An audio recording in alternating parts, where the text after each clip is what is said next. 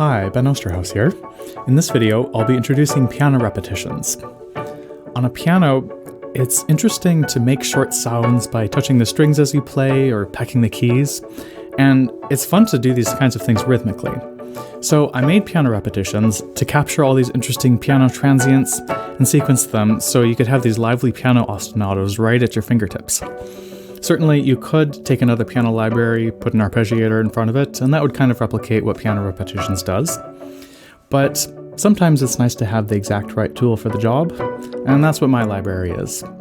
The main feature of piano repetitions is this trio of step lanes in the middle, which layer 3 different types of piano sounds together. The harmonics were recorded while touching the piano strings to get these bell-like tones. Damped were recorded, stopping the string from ringing at its base. Staccato is simply short notes, doing nothing to the strings. Each lane can be either transposed or tuned. Unless you adjust by octaves, this results in random chords, which isn't very useful. However, using the key snapping, you could easily go from chaos to something much more interesting and useful. Another thing you could do is if you transpose one direction and then tune back the other direction, the resulting pitch stays the same, but the formant changes.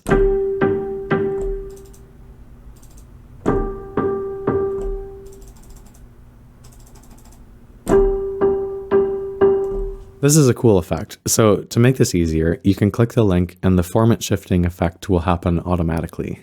Arpeggio behavior can be controlled on the bottom panel. Most of the arpeggio modes are fairly self-explanatory.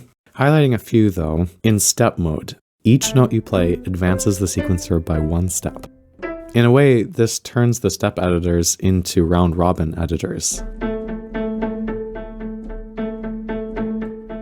In chord mode, if you play notes at about the same time, it will play all the notes of the chord for every step.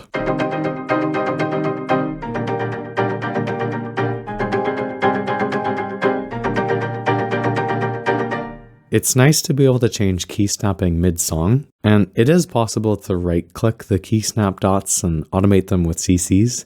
This would be a painfully tedious way to change key snapping though. So to make it easy and convenient, I made it possible to set key snapping by playing in the orange keys.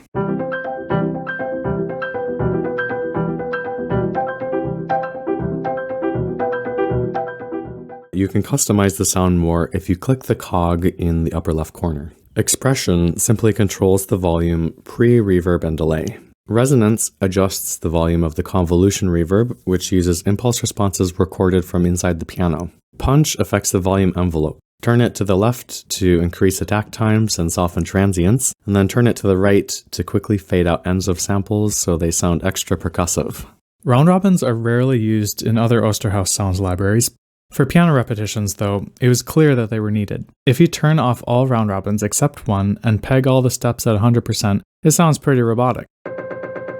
Using all 8 round robins, though, you'll hear how that pegged sequence has way more life to it.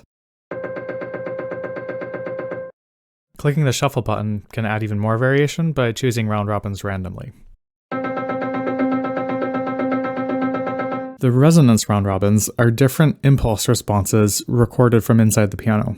When I set out to record piano repetitions, one problem I realized is that there's still a pretty long tail even when you play a short note.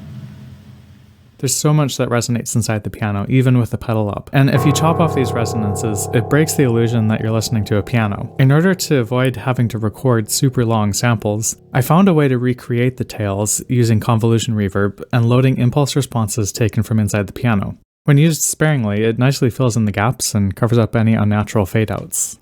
One thing I didn't like about the impulse responses, though, is that they ring the same way every time. This is where the resonance round robins came in. I recorded separate impulses for low and high notes with 4 round robins each, then I made it randomly pick different impulses to send each note through. This results in a natural sounding resonance without the need to record super long samples. Delay and reverb are fairly self-explanatory. They're used to create more variation between presets. It's nice to have them built in, but you'd likely be better off using your own reverbs and delays. Presets can be loaded as either snapshots from the Kontakt header or as NKIs from the presets folder. In the presets folder, you'll also find accompanying MIDI files for each NKI marked with the recommended BPM. The MIDI clips show each preset off in a way that suits it well, and you could use the clips as a jumping off point for your music. Well, that should give you a pretty good sense of what piano repetitions is, everything it can do. If you want to hear the library more, then check out the playthrough video. I should also mention, you may have noticed that my voice suddenly got higher and lower throughout the video.